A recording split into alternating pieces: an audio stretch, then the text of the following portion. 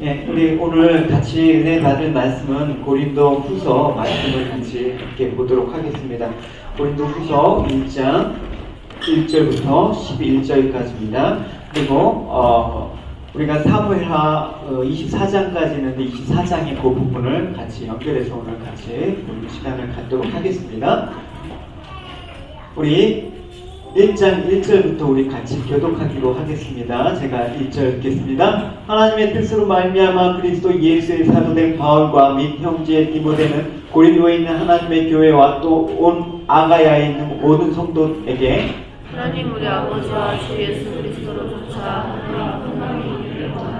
찬송하리라 하는 우리 주 예수 그리스도의 하나님이시요 자비의 하나님이시요 모든 위로의 하나님이시며 우리의 모든 환난 중에서 우리를 위로하사 우리로 하여금 하나님께 받는 위로로서 모든 환난 중에 있는 자들을 능히 위로하게 하시는 이시로다. 그리스도의 고난이 우리에게 넘친 것 같이 우리의 위로도 그리스도로 말미암아 넘치는도다. 우리가 환난하는 것도 너희의 위로와 구원을 위하며 또 위로하는 것도 너희의 위로를 위하니 이 위로가 너희 속에 역사하여 우리가 받는 것에서 고난을 너희도 견디게 하느니라. 너를 위한 우리의 소망이 견고함은 너희가 고난에 참여하는 자가 된 것 같이 위로에도 그러한 줄을 알미라. 형제들아 우리가 아시아에서 당한 것을 너희가 알지 못하기를 원치 아니하노니 힘에 지나도록 심한 고통을 받아 사랑의 끝까지 떠나시고 우리 마음에 사형 선고를 받은 줄 알았으니 이는 우리로 자기를 위로하지 말고 오직 죽은 자를 다시 살리시는 하나님만 위로하게 하십니다. 너희가 이같이 큰 상황에서 우리를 건지셨고 또 건지시리라. 또한 이리라도 건지시기를 위하여 바라라. 같이 읽겠습니다. 너희도 우리를 위하여 간구함으로 도우라. 이는 우리가 많은 사람의 기도로 얻은 은사를 위하여 많은 사람도 우리를 위하여 감사하게 하려 합니다. 아멘. 우리 영어로 한번 본문을 같이 읽도록 하겠습니다. Paul, an apostle of Christ Jesus by the will of God, and Timothy our brother, to the church of God in Corinth, together with all the saints throughout Achaia. Grace and peace to you from God our Father and the Lord Jesus Christ. Praise be to the God and Father of our Lord Jesus Christ, the Father of compassion and the God of all comfort, who comforts us in all our troubles so that we can comfort those in any trouble with the comfort we ourselves have received from God. For just as the sufferings of Christ flow over into our lives, so also through Christ our comfort overflows. If we are distressed, it is for your comfort and salvation. If we are comforted, it is for your comfort, which produces in you patient endurance of the same sufferings we suffer. And our hope for you is firm, because we know that just as you share in our sufferings, so also you share in our comfort. We do not want you to be uninformed, brothers, about the hardships we suffered in the province of Asia. We were under great pressure, far beyond our ability to endure, so that we despaired even of life. Indeed, in our hearts we felt the sentence of death. But this happened that we might not rely on ourselves, but on God, who raises the dead. He has delivered us from such a deadly peril, and He will deliver us. On Him we have set our hope that He will continue to deliver us. As you help us by your prayers, then many will give thanks on our behalf for the gracious favor granted us in answer to the prayers of many. Amen. 예, 드디어 고린도 후서를 우리가 묵상을 시작했는데 우리가 고린도 후서를 이해하기 전에 바울이 이 고린도 후서를 보내기까지 과정을 좀 여러 배경적인 부분을 이해하시면 더 묵상에 도움이 될 듯 합니다. 고린도 후서는 2차 전도 여행 당시에 AD 51년경에 바울이 고린도 교회를 세웁니다. 그리고 고린도 교회에서 이제 1년 6개월 동안 목회를 하고 여기가 고린도 지역입니다. 예, 이 고린도 지역에서 이제 1년 6개월 동안 목회를 합니다. 그리고 이제 52년경에 다시 안디옥 교회로 이제 안디옥으로 귀환을 하거든요. 그리고 53년 53 누구야? 53년 때 이제 다시 3차 전도 여행을 시작하죠. 지금 요 지도를 보시면 알겠지만 이 주황색으로 된 부분들이 그 3차 전도 여행 경로를 표시하고 있는 것입니다. 그래서 이제 3차 전도 여행을 시작해갖고 이 에베소 지역에 여기 잘 안 보이시죠? 여기가 이제 에베소 지역이거든요. 이 에베소 지역에서 이제 53년도에 전도여행을 하면서 55년도까지 약 3년에 걸쳐서 에베소에서 사역을 합니다. 그리고 이제 이 에베소에서 이제 사역을 하고 있는 동안 바울이 어떤 소식을 들었습니다. 어떤 소식이냐면 2차 전도여행 때 고린도 교회에 이제 1년 6개월 동안 목회를 했다고 했잖아요. 그래서 에베소 교회에서 지금 이제 사역을 하고 있는데 고린도 교회에서 이제 소식이 들렸다라는 것입니다. 그러니까 바울이 고린도 지역에 참 많은 문제들을 안고 또 그 지역 자체가 워낙 그 퇴폐적이고 음란한 그런 지역에서 했던 그런 장소이기 때문에 아마도 특별히 바울이 많은 애정과 또 고린도 교인을 위해서 많은 기도를 했다라는 것을 우리가 알 수가 있는 것이죠. 그래서 이제 에베소에서 이제 55년 이제 머무는 동안 이제 그 고린도의 소식이 들리는데 이들이 좀 잘 신앙생활해서 고린도 교회가 이제 믿음 안에서 성장하고 든든히 서가는 것들을 듣게 되면 참 좋았는데 근데 그렇지 못했다라는 것입니다. 55년경에 이 에베소 지역에서 들렸던 고린도의 소식은 뭐냐면 여러 가지 이제 교회가 이제 시작된 이후에 문제들이 많이 이제 교회에서 발생한 것들. 그래서 여러분 고린도전서를 읽어보면 많은 문제들이 나오지 않습니까? 뭐 우상 문제, 제사 문제, 뭐 결혼 문제, 헌금 문제, 뭐 여러 가지 문제들이 참 많이 대두가 되고 있습니다. 그래서 그들에 대해서 이제 다시 사도 바울이 책망하면서 또 그들에 대한 어떤 신앙상의 질문들을 모아서 답변을 담은 그 서신서가 고린도전서입니다. 그래서 그 고린도전서를 이제 보내면서 바울이 그걸 읽고 고린도 교인들이 다시 그 신앙을 세워나가는 그런 마음으로 고린도전서를 보냈는데 그때 무슨 일이 있었냐면 고린도 교회 성도들로부터 들리는 소식이 뭐냐면 그때 이제 유대로부터 온 거짓 사도가 이제 고린도 지역을 들어와서 이제 막 거짓 복음을 증거하는 것입니다. 그러면서 이제 바울을 이제 비방하는 것. 그래서 바울이 그 가르치는 게 옳은 게 아니야. 오직 예수 그리스도를 통해서 구원을 받는 거 그게 전부가 아니야. 그리고 또 바울이 정말 사도권. 바울은 정말 사도일까? 왜냐하면 주님의 12제자가 아닌 바울이 그 자신의 개인적인 경험만으로 그렇게 그 예수 그리스도를 올바로 증거할 수 있을까? 뭐 이런 여러 가지 사도권을 의심하는 발언들을 했단 말입니다. 그러니까 이 고린도 교회의 형편들이 사실은 더 안 좋아진 그런 모습을 볼 수가 있습니다. 그래서 이제 사도 바울이 이제 고민하다가 에베소에 있다가 안 되겠으니까 고린도 가고 한번 이들을 격려하고 다시 그게 아니다라고 이렇게 권면하고 이렇게 세우고 오겠다면서 이제 고린도 그 전세도 그 계획을 밝힌 바가 있지만 이제 에베소에서 곧장 고린도 지역을 방문하게 되는 것입니다. 그래서 이 방문을 소위 근심의 방문이라고 얘기하고 있거든요. 그래서 이 고린도 지역에 2차 방문을 하는 그런 일이 있는데 아마도 이 방문을 통해서 사도 바울은 고린도 교회의 어떤 현안 문제를 일거에 해결하고자 하는 그런 어떤 마음들이 있었기 때문에 급히 방문을 했던 것이죠. 그 고린도 계획으로 이렇게 고린도 지역에 여행 계획을 밝힌 게 고린도전서 16장에 있는 내용입니다. 근데 결국 사도 바울의 의도대로 고린도 지역에 이제 근실 방문을 했을 때 고린도 교인들이 다시 돌이키고 다시 사도 바울을 반가이 맞이하고 뭐 그런 모습이었으면 좋았겠는데 실패했습니다. 고린도 교인들이 배척합니다. 거짓 사도의 이간질에 게임에 넘어가서 진짜 그 눈물로 세운 고린도 지역 교인으로부터 배척을 당합니다. 이게 참 마음이 참 그렇잖아요, 여러분. 이게 제 입장이라고 여러분 생각해봐요, 여러분. 제가 이제 갔다 여러분 교회가 이렇게 잘 서있나 보기 위해서 왔는데 여러분이 돌 던지고 나가라 이래봐요, 여러분. 바울의 입장이 여러분 이해가 되십니까? 그러니까 바울은 눈물을 머금고 다시 에베소 지역으로 돌아왔습니다.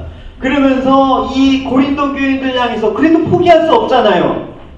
그 눈물과 애정어린 그 마음을 담아서 회개를 촉구하는 그 눈물의 편지를 고린도 교회 그 디도라는 사도 편에서 이제 목회자를 통해서 보냅니다. 야, 내가 고린도 교회를 얼마나 지금도 생각하고 눈물을 흘리면서 기도하고 있는지 이 내용들을 담아서 전달해주고 오너라 이렇게 얘기했습니다.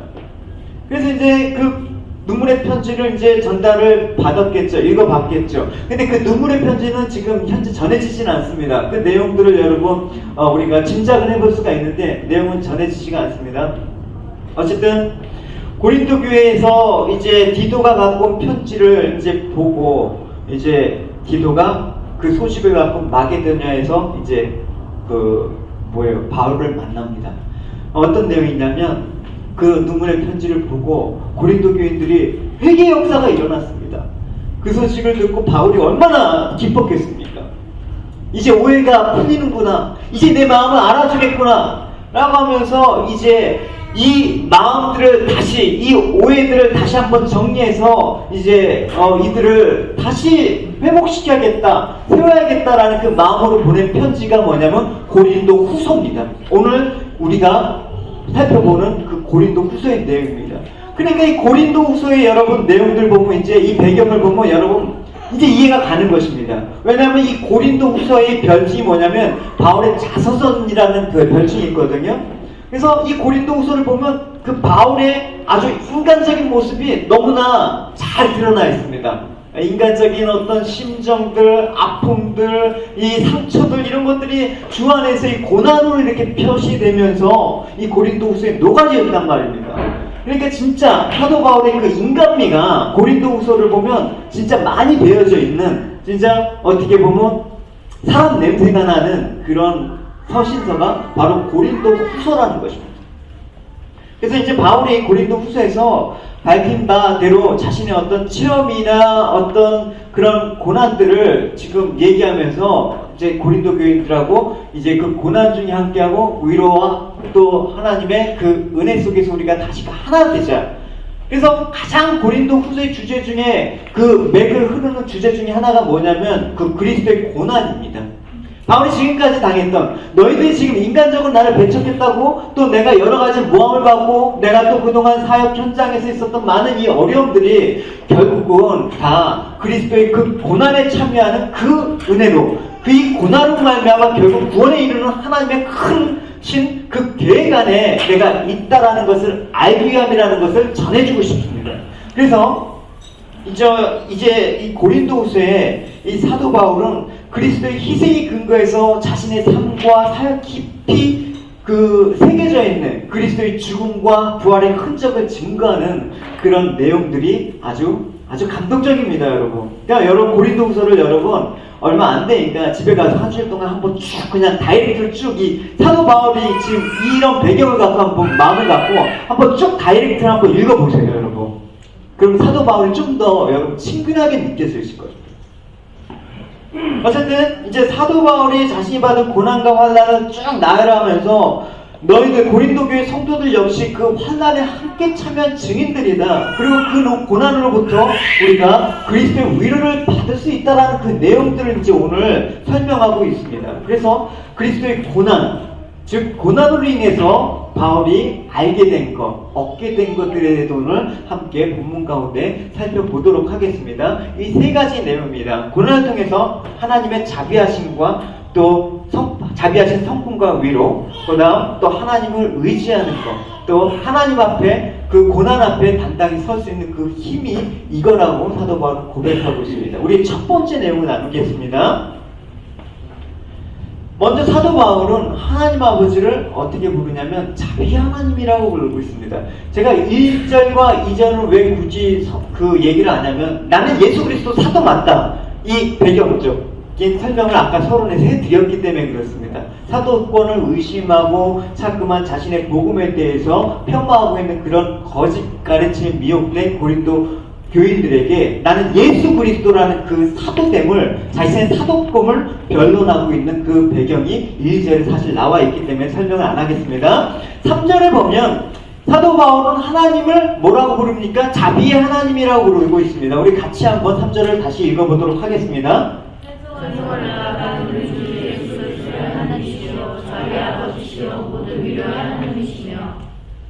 네, 이런 찬송을 드린 지금 바울은 당시 어떤 상황에 놓여 있습니까? 과연 여러분 찬송할 만한 상황 가운데 하나님을 이렇게 찬송하고 있는가요? 8절에 보면 바울이 이런 고백까지 했습니다. 힘이 지나도록 심한 고생을 받아 내가 살 소망까지 끊어졌다라는 그런 어떤 죽음을 각오해야 될 만큼의 힘든 고난 가운데 있었다라는 것을 사도 바울이 밝히고 있습니다. 근데 보십시오. 지금 바울은 하나님을 자비의 하나님이라고 지금 찬송을 하고 있습니다. 이는 곧 그가 당한 환난 속에서 하나님의 위로와 구원의 손길을 분명하게 체험하고 있음을 반증하고 있는 것이겠죠. 여러분, 여기서 자비 하나님이라고 할 때 이 자비라는 이 뜻을 뜻하는 이 헬라어 오이크 티르모스죠. 오이크 티르모스는 원래 히브리어 라하밈에서 이렇게 번안된 그런 단어거든요. 이 라하밈이 뭐냐면 그 몸속의 내장을 지칭하는 단어예요. 그래서 이 불쌍한 사람은 보면 막 그냥 내장이 뒤틀릴 정도로 막 그냥 아픈 그런 마음들, 이게 바로 이 자비를 뜻하는 말이거든요. 그러니까 이 자비를 뜻하는 이 오이크 트리모스는 이 동정이나 연민이나 어떤 불쌍히 여기는 그런 뜻에서 파생된 단어입니다. 그러니까 여러분, 이 하나님이 자비하신다라는 그 마음, 그 말씀은 뭐냐면 하나님이 근엄함으로 우리의 고난을 외면하신 무자비한 분이 아니라는 사실을 말해주고 싶었던 것입니다. 하나님은 자기 백성과 또 자기 백성의 고난을 차마 눈뜨고 보지 못하는 자비의 하나님이시다. 그 말을 사도 바울은 하고 싶었던 것입니다. 여러분 보십시오. 이스라엘 민족이 애굽의 압제에서 고난을 당하고 부르짖었을 때 하나님께서 어떻게 하셨습니까? 그걸 두고 보고 즐기셨습니까? 그렇지 않으시지 않았습니까? 하나님은 그분의 권능으로 이스라엘 민족을 애굽 왕 바로에서 건져내셨습니다. 그런 자비 하나님을 사도 바울은 또 이렇게 표현하고 있네요. 뭐라고 표현하고 있냐면 위로의 하나님이다 라고 표현하고 있습니다. 위로라는 이 말은 이 헬라어 파라클레시스라는 단어인데, 여러분 이 파라클레시스는 뭐냐면 문자적으로 곁에서 부른다라는 뜻이에요. 예. 곁에서 부른다라는 것은 여러분 뭐예요? 여러분 누구를 위로해준다고 생각해봐요. 여러분 위로할 때 옆에서 이렇게 괜찮아 옆에서 이렇게 위로해주는 그 느낌을 여러분 생각해 보십시오. 그래서 이 파라클레시스에서 그 나온 단어가 뭐냐면 파라클레토스, 그게 뭐냐면 성령님이에요. 그게 보혜사 성령님이란 말입니다. 예수님께서. 그래서 성령님을 뭐라고 얘기한다? 위로자, 보혜사 성령님, 위로하시는 분. 그래서 어쨌든 지금 이 위로의 하나님이라고 바울은 얘기할 수 있는 까닭은 뭐냐면, 바울은 성령 하나님의 역사하심을 통해서 성부 하나님이 주시는 위로를 환난 가운데 경험했기 때문에 위로의 하나님이라고 얘기할 수가 있었던 것입니다. 그렇다면 사도 바울이 이렇게 우리 그리스도인들에게 환난을 주시고 위로하시는 이유가 무언가? 라고 지금 얘기를 하고 있습니다. 우리 4절을 읽어보시도록 하겠습니다. 같이 읽겠습니다. 시작. 우리의 모든 환난 중에서 우리를 위로하사 위로하여 하나님께 받는 위로로서 모든 환난 중에 있는 자들을 위로하게 하시는 이시로다. 이 말씀은 이 고난은 내 고난만으로 끝나는 게 아니라 이 고난과 또 나의 동역자들이 당한 이 고난은 그것을 극복하는 과정에서 또 그것을 믿음 가운데 역사하시는 하나님의 그 능력을 경험하는 과정에서 이것들을 보고 같이 환난을 당한, 어려움을 당한 성도들에게 위로가 되기 때문에 내 환난은 좋은 것이다 라고 얘기하고 있습니다. 그래서 사도 바울은 늘 내가 약한 것이 오히려 유익이다. 내가 약할 때 강함되는 것들, 이 강함을 주시는 하나님의 은혜가 너희한테 가길 원한다. 계속해서 자신의 약함을 자랑하는 그런 고린도후서의 그 말씀 가운데 있는 것을 볼 수가 있습니다. 내가 사단의 가시로 내가 3번 동안 죽을 각오로 기도했는데 하나님께서 내 은혜가 내게 족하다. 뭐 이런 거예요, 여러분. 그러니까 자신의 고난을 어떻게 생각하냐? 하나님이 결국 구원까지 이끄시는 그 은혜의 통로가 되기 때문에 내 고난은 이걸로 끝이 나는 게 아니기 때문에 하나님이 협력해서 선을 이루시는 그 역사를 나타내는 결국 하나님의 그 일들을 나타내는 거기 때문에 내 고난은 유익이다라고 얘기하는 것입니다. 그래서 사도 바울은 고린도후서에 또 잠깐 보면 이렇게 얘기하고 있습니다. 같이 읽어보도록 하겠습니다.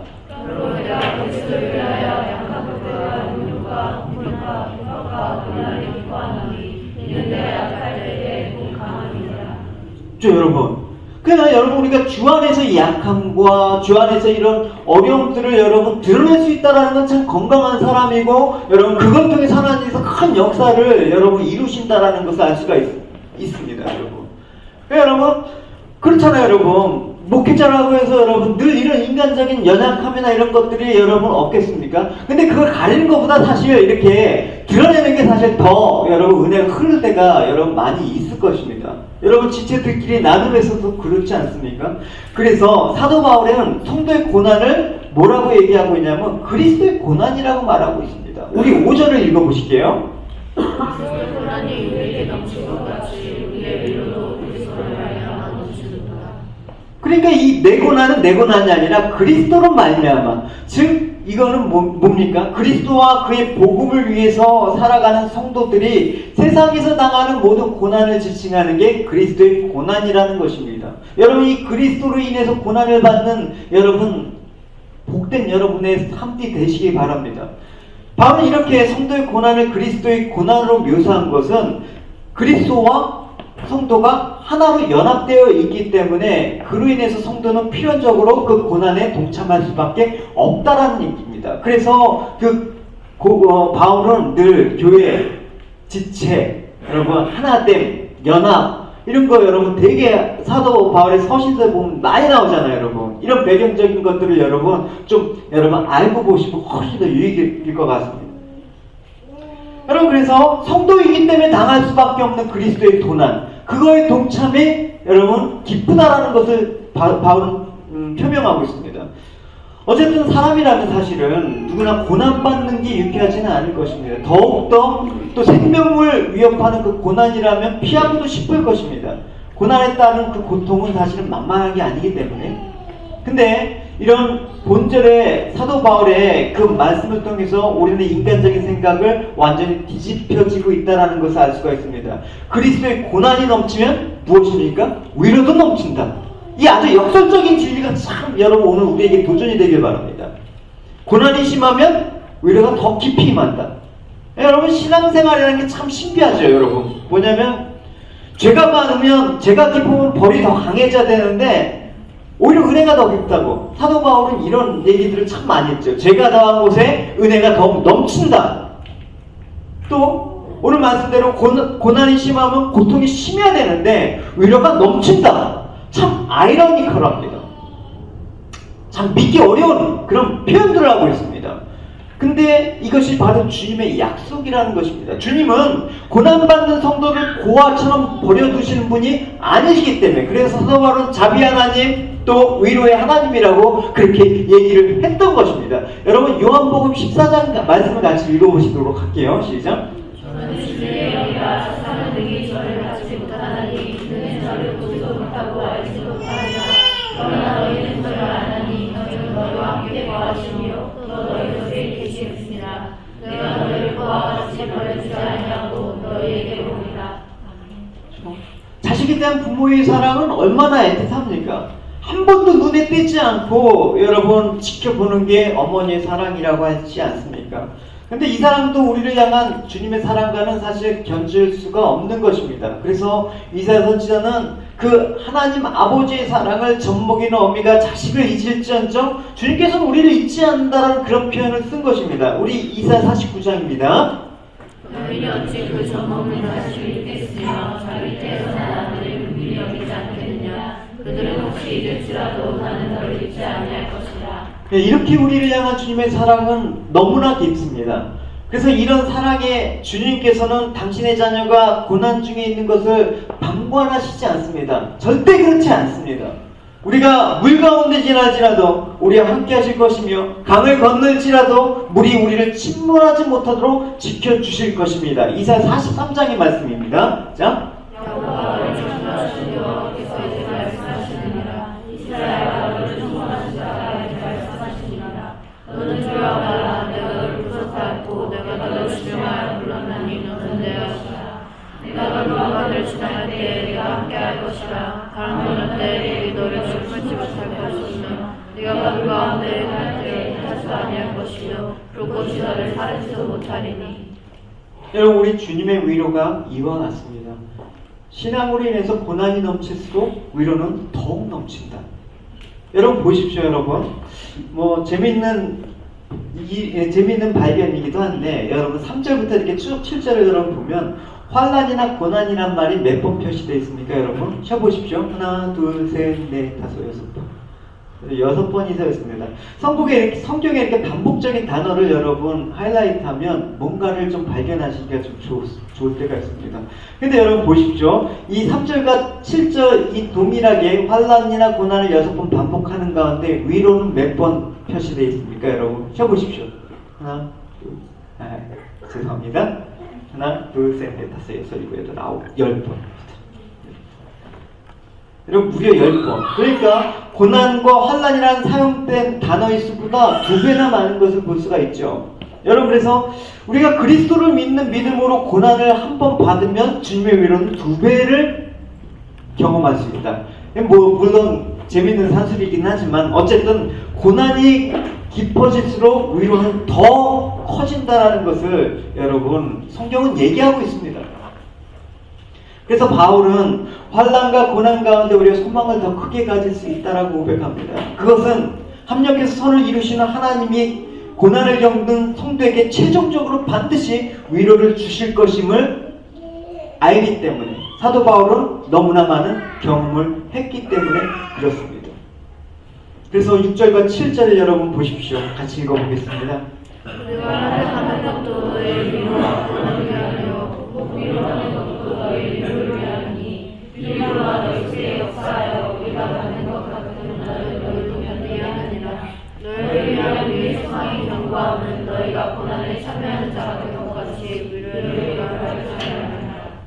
그러니까 바울이 말하는 위로는 너희가 고난이 없어질 거야 아니면 결국에 모두 잘 될 거야 괜찮아질 거야 라는 막연한 어떤 희망 고문이 아니라 그 위로는 어떻게 주어진다? 그리스도로 말미암아 주어진 것이라고 분명히 명시하고 있죠. 그러면 그리스도로 말미암아 주어지는 위로는 그리스도께서 받으신 위로와 동일한 방식으로 온다는 것입니다. 그러니까 그리스도의 고난도 그리스도와 동일한 삶을 통해서 그리스도가 당하신 고난처럼 우리도 고난을 당한 것처럼 위로도 그리스도가 받은 위로처럼 그리스도로부터 위로가 온다는 것입니다.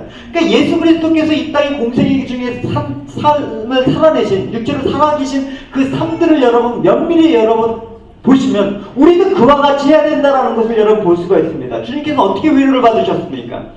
주님께서는 십자가의 고난의 부활과 승천과 그 영광 속에 들려졌던 것처럼 사도도 지금 당하는 고난과는 비교할 수 없는 장차 나타날 영광을 바라보는 그것만으로도 현재의 고난을 이길 수 있다는 것입니다. 왜냐? 주님께서 결국 이 죽음을 통해서 이루신 그 영광이 우리에게 동일한 과정으로 진행되기 때문에 그걸 생각한다면 우리는 위로받을 수 있는 그런 상황이다라고 얘기를 할 수 있는 것입니다. 로마서 8장입니다. 같이 읽어보겠습니다. 시작. 하나님과 감사하고 하나님의 역사여 그리스도와 함께하는 자니 우리가 그와 함께 영광을 받기 위하여 고난도 함께 받아야 할 것이니라. 생각한데 현재 고난을 장차 우리에게 나타날 영광과 좋게 비교할 수 없도다. 아멘. 여러분 고난을 두려워하지 마십시오. 또 인간적인 방법으로 고난을 피하려고 하지 마십시오. 그 고난 속에는 여러분 반드시 더 큰 위로가 있음을 믿으시기 바랍니다. 할렐루야. 그 위로는 고난이 가져다주는 두려움보다 더 크고 아름다운 것입니다. 내 뜻보다 크신 주님에게 나 신뢰해. 더 크신 주님의 계획이 있습니다. 여러분 그 계획 속에 다가오는 그 위로를 경험할 때 사도 바울은 우리 주 하나님은 어떤 하나님이시다? 자비의 하나님이시오. 또 위로의 하나님이시다. 그걸 찬송할 수 있었을 것입니다. 여러분 하나님의 자비의 위로가 넘치는 여러분의 삶이 되시길 축원합니다. 우리 두 번째 고난을 통해서 알게 되는 그 하나님을 의지하는 그 법을 오늘 사도는 고백하고 있습니다. 그래서 오늘 본문에 보면 우리는 고난에 대한 사도 바울의 생각과 태도를 볼 수가 있습니다. 사도 바울의 고백에 의하면 실로 견디기 어려운 고난을 당하지 않았습니까? 살소망까지 완전히 끊어진 어떤 극한 상황 가운데 있었습니다. 8절과 9절을 같이 읽어보도록 하겠습니다. 시작. 형제들아 우리가 아시아에서 당한 환난을 너희가 알지 못하기를 원치 아니하노니 힘내시나도 심한 고생을 받아 살소망까지 끊어지고 우리 마음에 사형 선고를 받은 줄 알았으니 너희도 자기를 의뢰하지 말고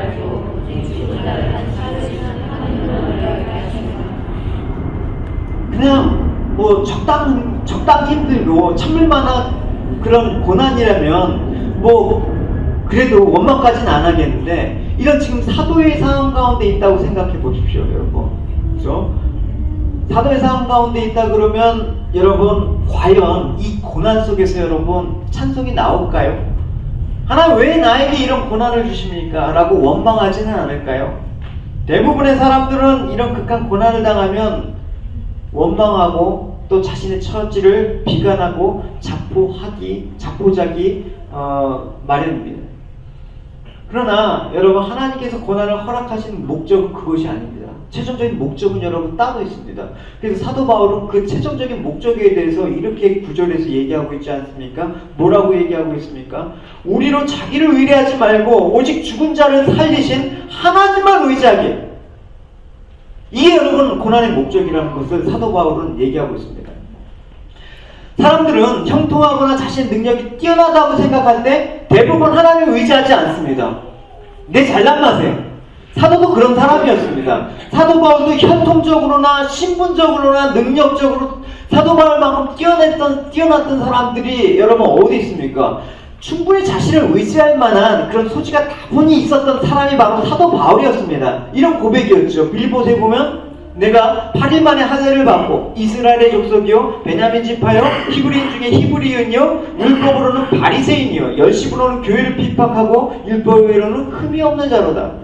틀림없이 자랑거리가 많은 사람이었습니다. 이런 사도 바울이 과연 하나님을 의지했겠습니까, 여러분? 그래서 하나님께서 사도 바울을 꺾어 놓으신 것입니다, 여러분. 고난 가운데, 어려운 가운데 꺾어 놓으셨을 때 하나님만 바라보게 하셨다는 그 은혜, 이런 것들을 다 배설물로 여길 만큼 오직 하나님 한 분만을 바라보며 살아가는 인생으로 바뀌었다는 사실을 여러분 기억하시기 바랍니다.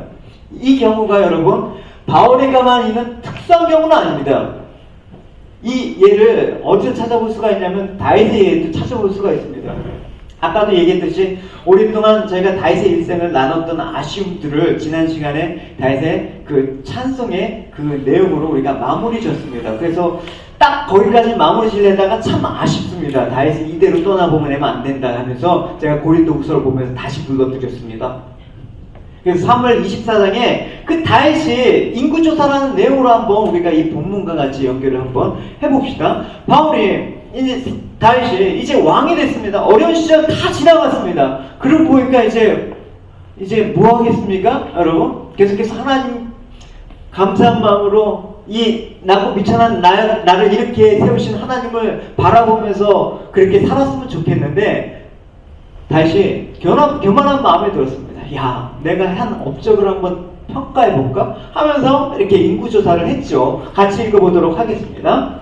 여호와께서 다시 이스라엘 향하여 전하사 저희를 치시고 다윗을 감동시키사 다시 이스라엘과 유다의 인구를 조사하시자 왕이 곁에 있는 그 전관과에게 이르되 너는 이스라엘 모든 지파 가운데로 다니며 다니서부터 열세바까지 인구를 조사하여 그 도수를 내게 알려하라. 바울이 잠깐 다윗하고 바울하고만 왔다 갔다 하네. 인구조사를 다윗이 실시한 이유는 뭐냐면 유사적일 때 유사시에 군사력으로 전환할 수 있는 백성의 수를 헤아려서 자신의 힘을 과시하고자 하는 그런 교만한 마음들이 있었기 때문에 그렇습니다. 그래서 이 사실은 자신의 형통이 어떻게 이루어지는가에 대한 하나님의 주권적인 은혜를 망각한 행동이라고 할 수가 있는 것입니다. 그래서 하나님은 다윗에게 자기 힘으로는 도저히 어쩔 수 없는 고난을 허락하시죠. 그래서 그러하여금 하나님만을 의지하는 그 마음을 갖게 하신 것입니다. 그래서 이제 좀 10절부터 보면 인구조사 후에 다윗이 깨닫습니다. 아, 이게 하나님한테 큰 죄구나. 그래서 다윗은 이 죄악 중에 이제 회개하는 마음이 있었을 때 하나님께서 갓이라는 선지자를 보내서 이제 이 죄악에 대한 징계를 내릴 것임을 이제 얘기를 합니다. 근데 이 징계를 세 가지 중에 내릴 것인데 너가 어느 걸 선택하는지는 한번 너가 선택해봐라 이렇게 얘기하고 있습니다. 하나는 뭐였냐면 하나는 7년 동안의 기근, 또 하나는 그 다윗이 대적에게 쫓겨서 석 달간 도망치는 거, 또 하나는 3일간 이스라엘에게 온역을 내리는 그 징계를 다윗에게 선택하라고 얘기를 하고 있는 내용입니다. 우리 10절부터 15절까지입니다. 제가 12절까지 읽겠습니다. 다시 인구수를 조사한 후에 그 마음에 자책하고 여호와께 아뢰되 내가 이 일을 행함으로 큰 죄를 범하였나이다. 여호와여 이제 간구하옵나니 종의 죄를 사하여 주옵소서. 내가 심히 미련하게 행하였나이다 하니라. 다시 아침에 일어날 때 여호와의 말씀이 다시 선견자 된 선지자 가세게 임하여 가라사대 가서 다윗에게 말하기를 여호와의 말씀에 내가 내게 세 가지를 보이니 너는 그 중에 하나를 택하라. 내가 그것을 내게 행하리라 하셨다 하라. 사절에 이르러보아야하되 왕이 땅에 7년기는 있을 것이니까 혹시 왕이 왕의 저들에게 죽여 석달을 막아서 도망하실 것이니까 혹시 왕이 땅에 3일 동안 운역이 있을 것이니까 왕은 생각하여 보고 나를 보내신 이에게 대답하게 하소서. 다시 가세게 이르되 내가 공경에 있도다. 여호와께서 그 일을 끄시니 우리가 여호와의 손에 빠지고 내가 사람의 손에 빠지지 않기를 원하노라. 이에 여호와께서 아침부터 정하실 때까지 운역을 이스라엘에게 내리시니 다음부터 보엘세바까지 백성의 죽은 자가 실패하니라. 여러분 이 세 가지 제안 하나를 깊이 생각해 본다 해서 도저히 하나도 제대로 감당할 수가 없은 무시무시한 것임을 깨달았습니다. 그래서 하나님께서 사실 이 세 가지 중에 하나만 선택하라고 다윗에게 기회를 주신 것도 하나님의 크신 은총과 자비라고 할 수가 있죠. 근데 다윗은 자신에게 그 이상의 은총과 자비가 필요한 상황이라는 것을 알았습니다. 이 어느 한 가지라도 이거는 도저히 인간적으로 감당할 수 없는 어떤 그 능력이 없었기 때문에 그렇습니다. 그래서 지금 다윗에게 필요한 것은 선택의 기회가 아니라 하나님의 오직 자비만을 구하는 그런 상황 가운데 지금 하나님께서 선택의 기회를 던지신 것입니다. 그러니까 지금 다윗은 이들 중 어느 한 가지를 직접 언급하지 않고 여러분 14절에 보면 이거를 주십시오라고 하지 않는 다윗의 대답을 보십시오. 여호와의 손에 빠지고 이렇게 말하는 거예요. 여호와의 손에 빠진다는 것은 뭐냐면 하나님의 도움으로만 그 공경을 벗어날 수 있는 그 상황을 제가 선택하겠습니다. 하나님이 알아서 하십시오라는 거예요. 여러분 보십시오. 여러분 다윗이 만약에 기근을 선택했다 그러면 여러분 기근은 어떻습니까? 이것도 하나님께서 주시는 자연적인 제안은 맞죠. 근데 다윗은 기근의 때에 충분히 지금 주변의 나라의 원조를 통해서 이 기근을 어떻게든 좀 극복할 수 있는 여지가 있었던 그런 일일 수도 있죠. 또 한 가지 대적에게 쫓기는 상황을 생각해 봅시다. 다윗이 과거에 블레셋을 망명을 하는 그런 사례도 여러분 우리가 봤던 것처럼 대적이 쫓길 때 화친조약을 맺어서 안전을 도모할 수도 있습니다.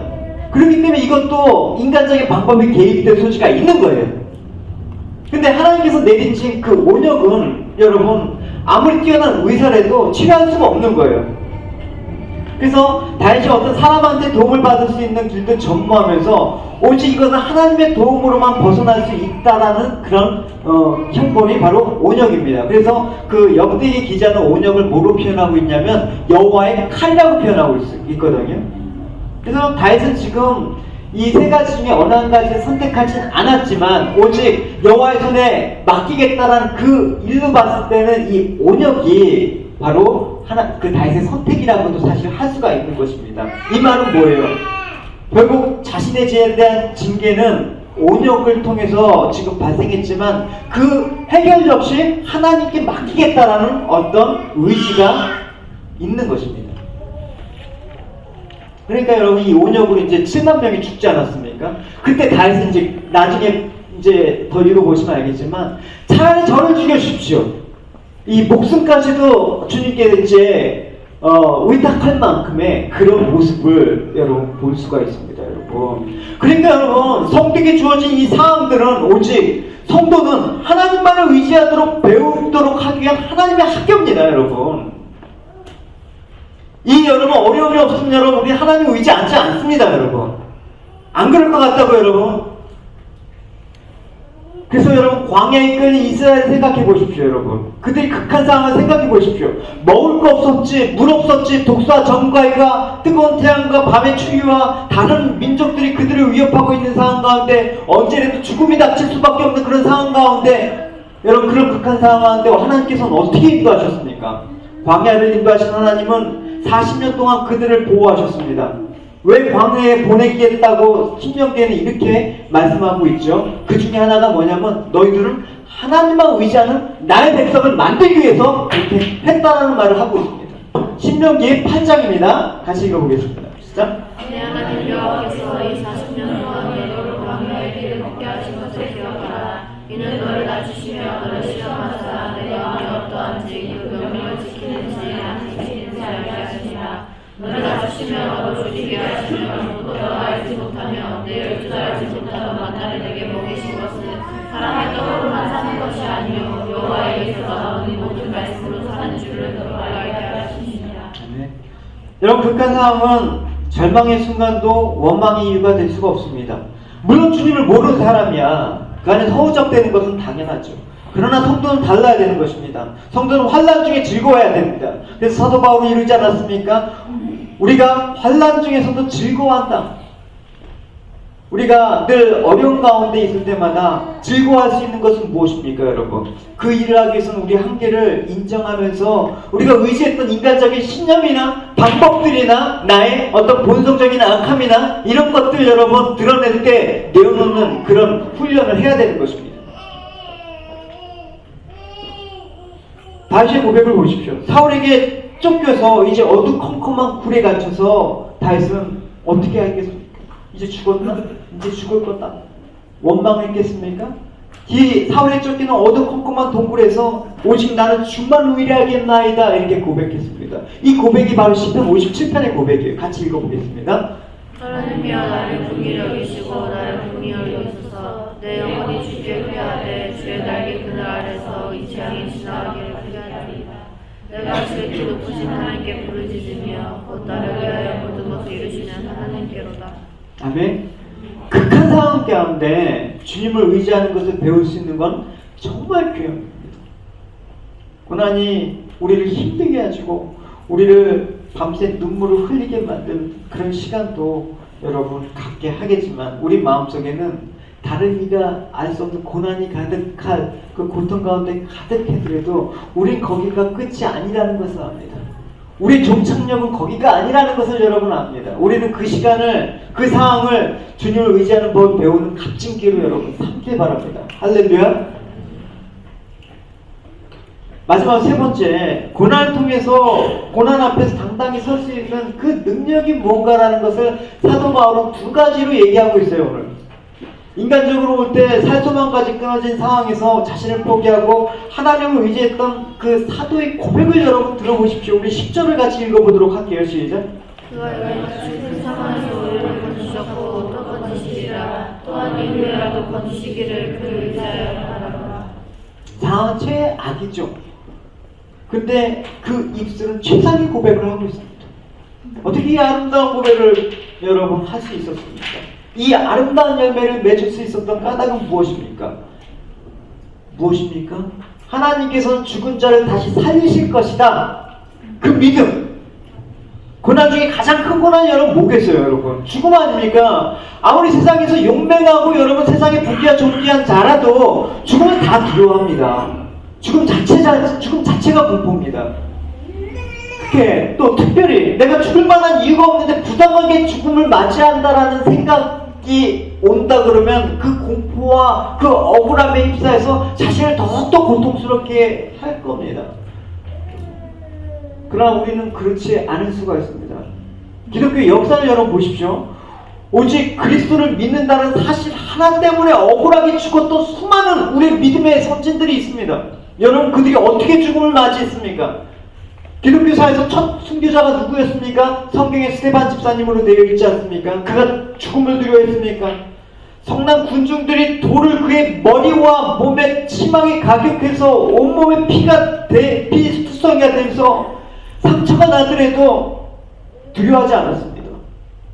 오히려 그는 하나님 우편 보좌에 서 계신 주님을 바라보면서 죽음을 당당히 맞이했습니다. 사도행전 7장의 내용입니다. 같이 읽어보겠습니다.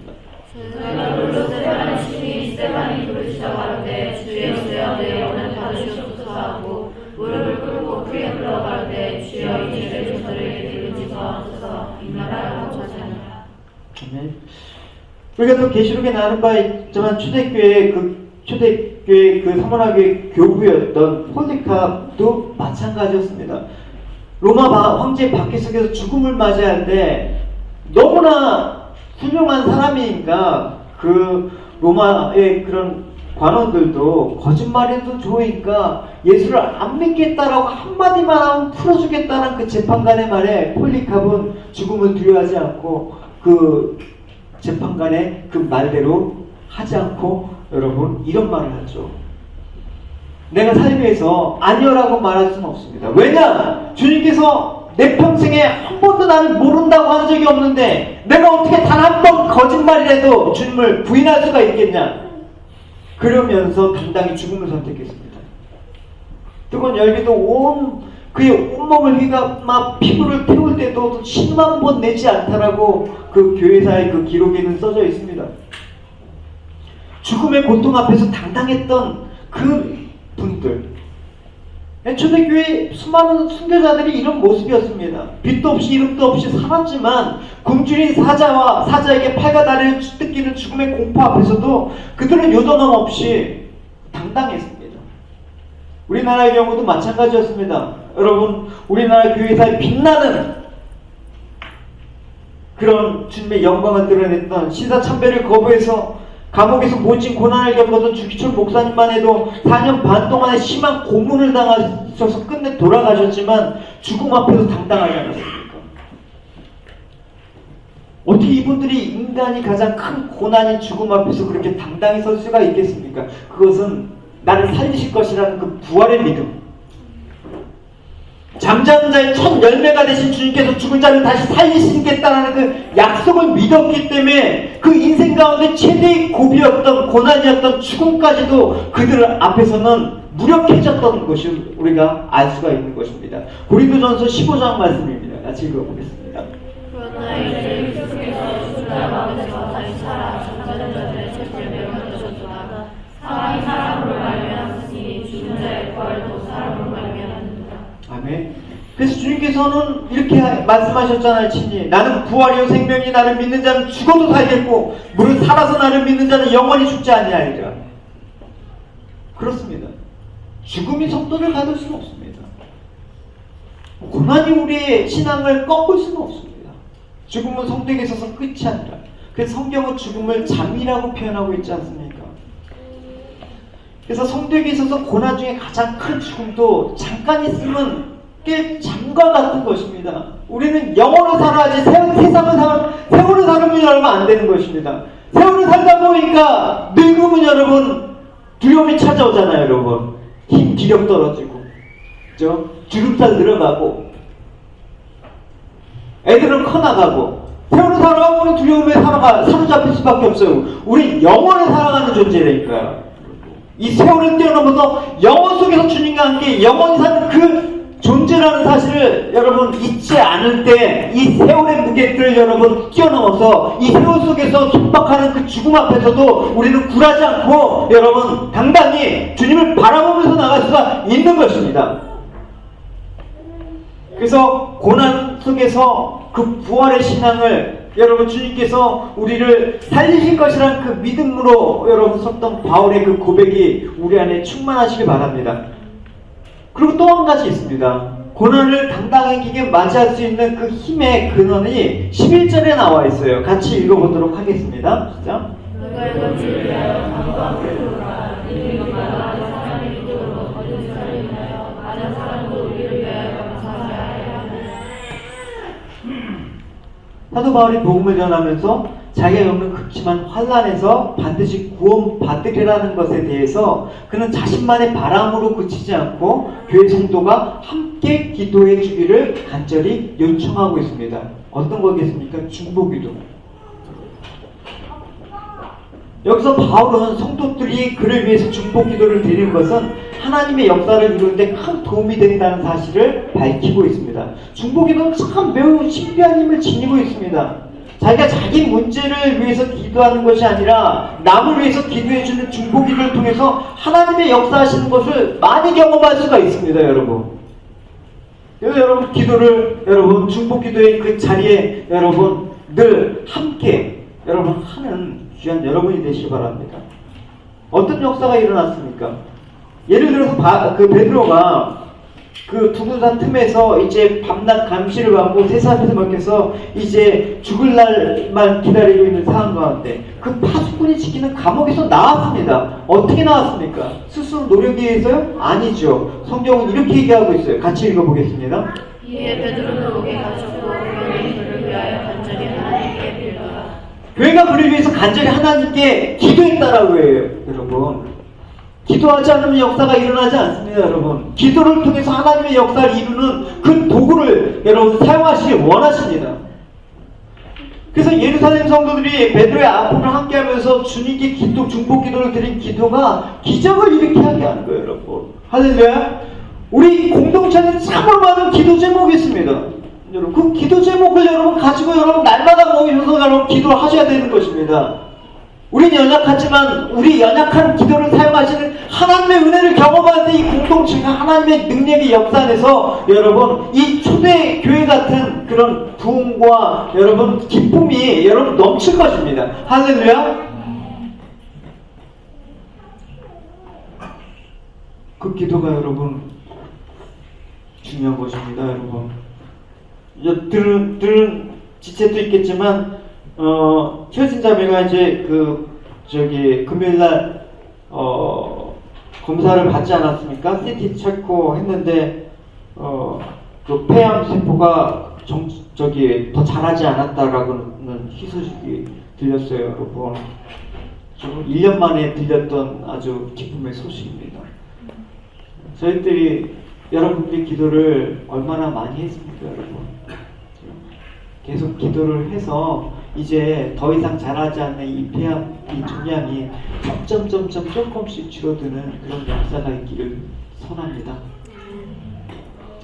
여러분, 어쨌든 사도 바울도 자신의 연약함들을 고백하면서 늘 부탁한 게 있어요. 여러분, 성도들에게 중보 기도를 요청했단 말입니다. 그래서 그의 서신서에 보면 그 자신의 그 어떤 사역과 하나님의 일에 대해서 중보 기도를 요청한 것들이 참 많이 있습니다. 한 군데만 여러분 살펴보겠습니다. 많지만 같이 읽어보겠습니다.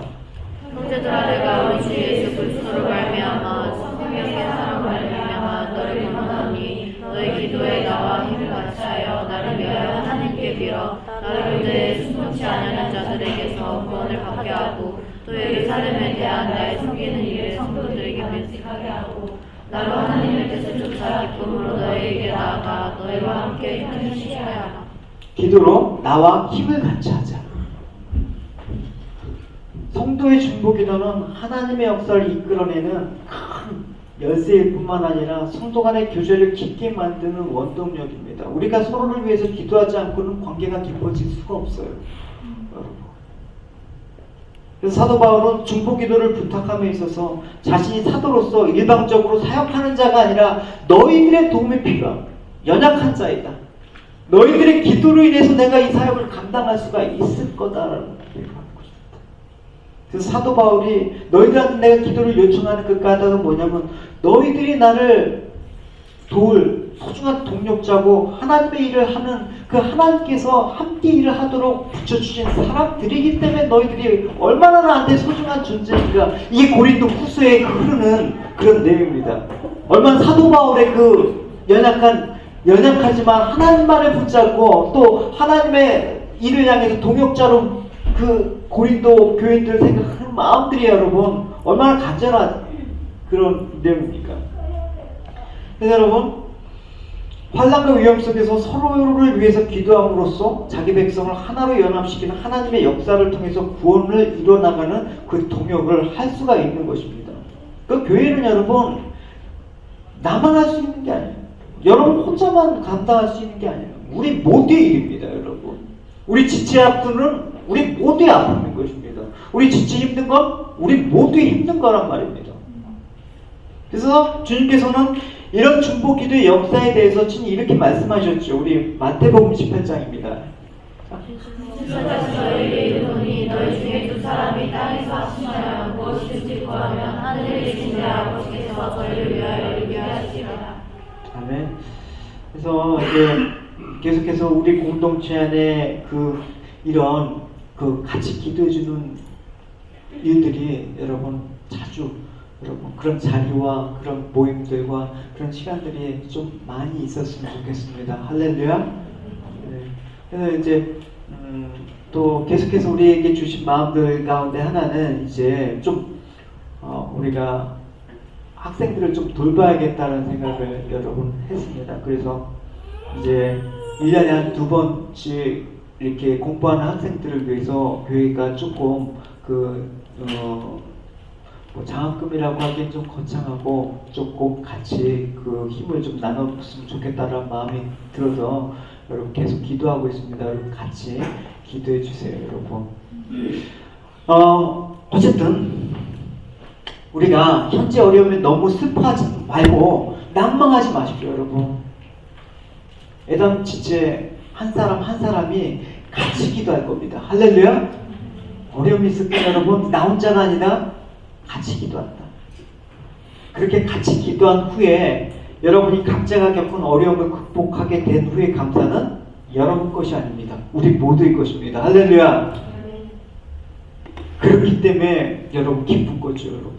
매일처럼 여러분 기뻐할 수가 있는 것이죠. 교회는 그런 곳입니다. 그럴 때 하나님의 기쁨이, 구원의 기쁨이 이 애당 공동체 안에 충만해질 것입니다. 또 구원의 역사가 여러분 개인의 삶 가운데도 충만한 그런 삶들이 나타날 것입니다.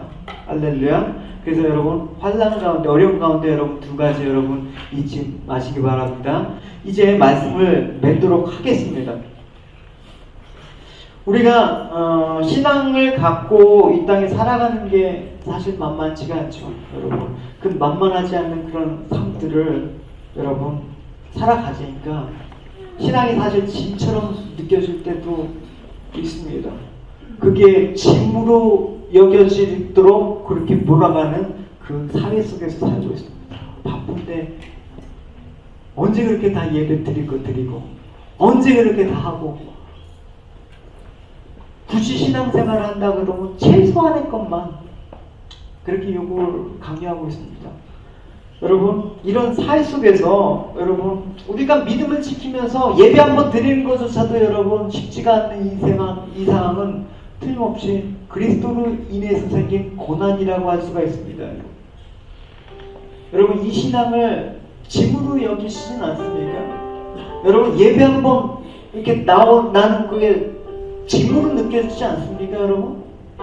이 예배는 기쁨과 우리에게 소망을 주는 하나님의 은혜의 선물의 자리인데 이 나와 있는 것 자체가 참 내 삶 가운데 일부에 부담스러운 한 부분으로 여러분 이게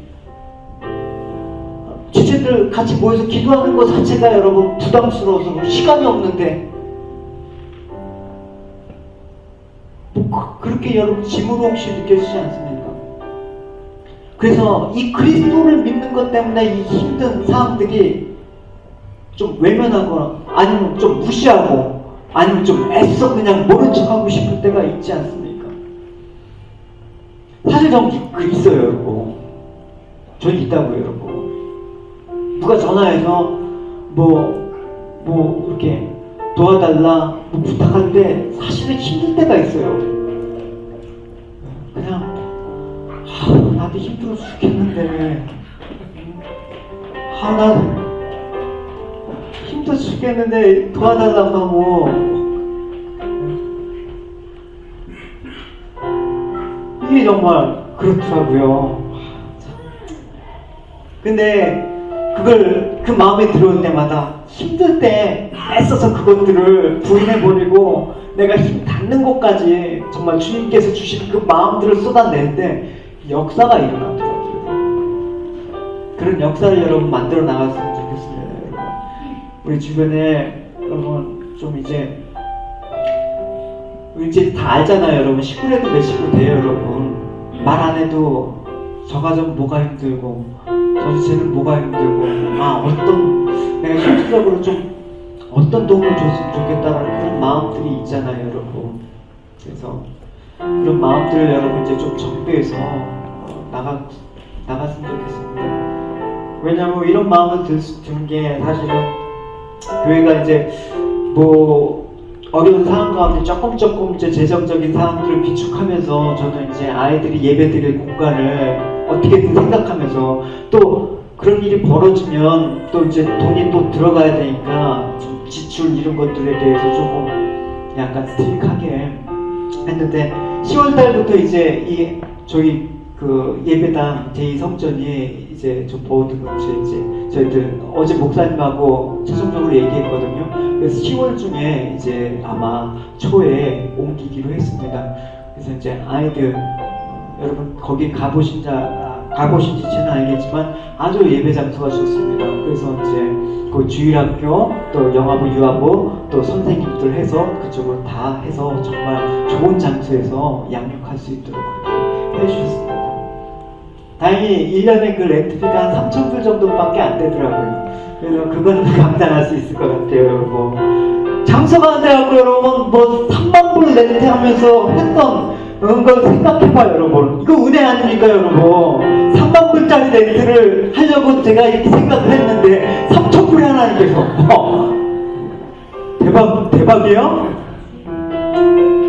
남은 이제 재정적인 좀 여력이 이제 그 부분을 하려고 했던 그 재정적인 여력들이 이제 조금 이제 안 되겠다 이제. 왜 이것도 묶어도 뭐 할 거예요, 여러분. 그래서 이제 조금 더 지체들의 삶들을 좀 돌보는데 좀 흘러갔으면 좋겠다라고 해갖고 이제 1차적으로 여러분 좀 장학금을 좀 우리가 장학금을 좀 이렇게 줬으면 어떨까라는 생각을 했습니다, 여러분. 네, 물론 뭐 많지는 않겠지만 여러분 그래도 기분 좋잖아요, 여러분. 이런 지체가 없었으면 좋겠습니다. 높아지면서 내가 이렇게 공부할 때 지시를 이렇게 힘들었는데 그때는 뭘 쟤도 안 돼, 쟤도 고생해봐야 돼.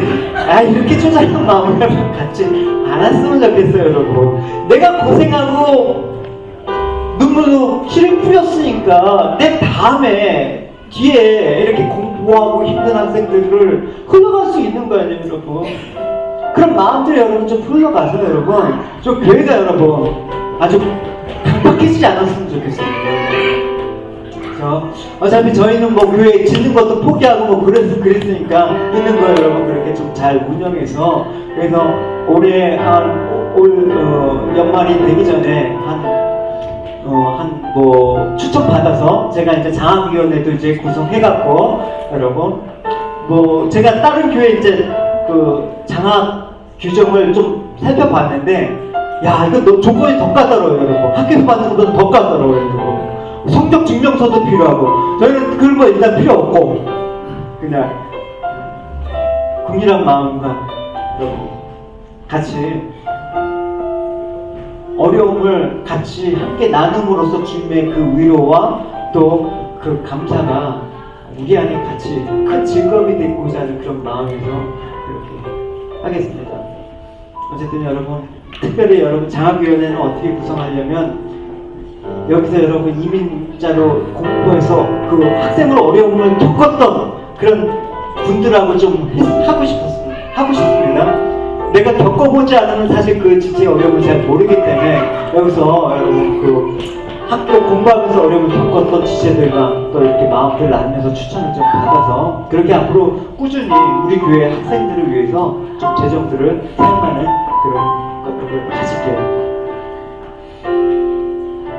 어쨌든 여러분 주님께서 오늘 말씀을 통해서 우리를 고난 중에 홀로 내버려 두시는 분이 아니다. 우리를 보호하고 지키시는 분이다. 신실하신 목자이다. 양을 지키기 위해서 목숨을 걸고 맹수와 싸우며 잃어버린 양 한 마리를 찾아서 헤매시는 분이다. 이 성경에 얘기하는 바입니다.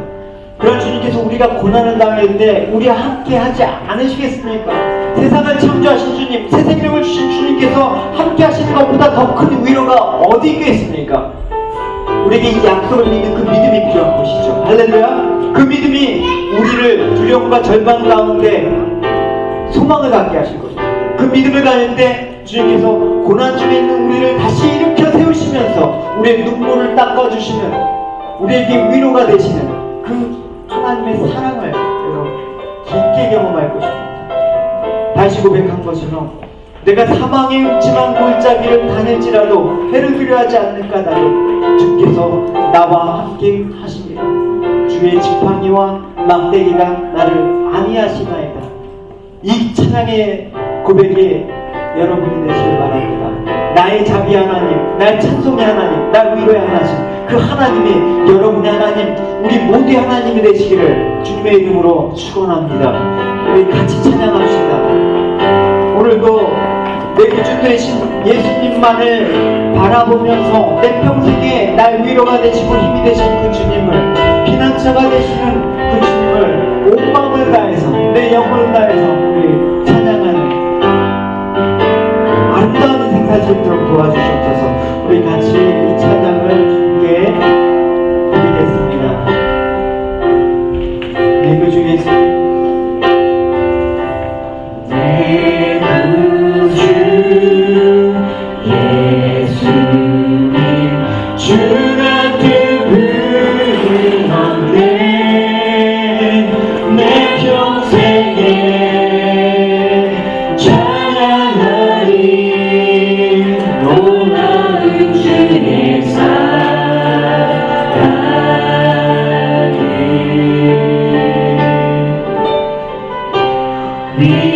위로자 되시며 피난처 되신 주님, 나의 영혼 몸만 다해 주를 경배합니다.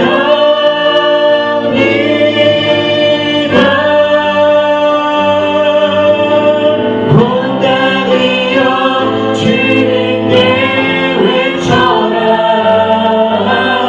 능력과 위엄의 원 되신 주,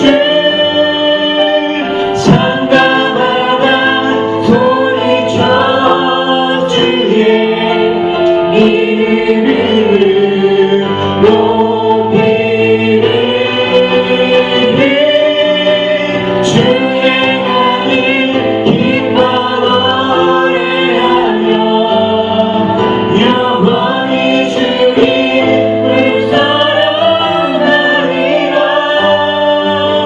신실하신 주의 약속마다 다 같이 일어나서 내 구주 예수님 그리스도를 따른다라는 것은 자기 십자가를 지고 주님의 고난에 동참하는 것임을 저희는 잘 알고는 있습니다. 그러나 그 고난만을 생각할 때 어찌 저희가 감히 감당할 수가 있겠습니까? 사도 바울조차도 자신이 당한 고난이 너무 힘들어서 살구멍까지 끊어졌다고 고백했는데 말입니다. 그러나 저희는 알았습니다. 이것이 전부라면 우리 중에 과연 누가 주님의 고난을 감당할 수 있겠습니까? 그러나 고난의 두려움보다 더 큰 주님의 위로가 넘침을 알게 하시고, 하나님께서 큰 사망 가운데 우리를 건져내셨고 현재도 건지고 계시며 미래도 건지실 것이라는 그 부활의 믿음, 그것들을 여러분 붙잡고 나가길 원합니다. 죽음보다 더 큰 부활의 능력이 우리의 삶들을 다시 한번 강한 주님의 능력 가운데 세워지길 원합니다. 남은 저희들 인생 가운데 어떠한 상황에 든지 모든 것들을 주님께 맡기고 간구하며 구원하심을 증거하는 저희들 되게 하사 하나님만이 우리 주 예수 그리스도의 하나님이시오, 자비의 하나님이시오, 모든 위로의 하나님이심을 우리의 인생 가운데 찬송할 수 있도록 축복하여 주시옵소서. 요한은 내게 복을 주시고 너를 지키시기 원하며, 요한은 그 얼굴로 내게 비추사 은혜 베푸시기를 원하며, 요한은 그 얼굴을 내게로 향하여 두사 평강 주시기를 원하노라. 지금은 우리 주 예수 그리스도의 은혜와 하나님의 사랑과 성령의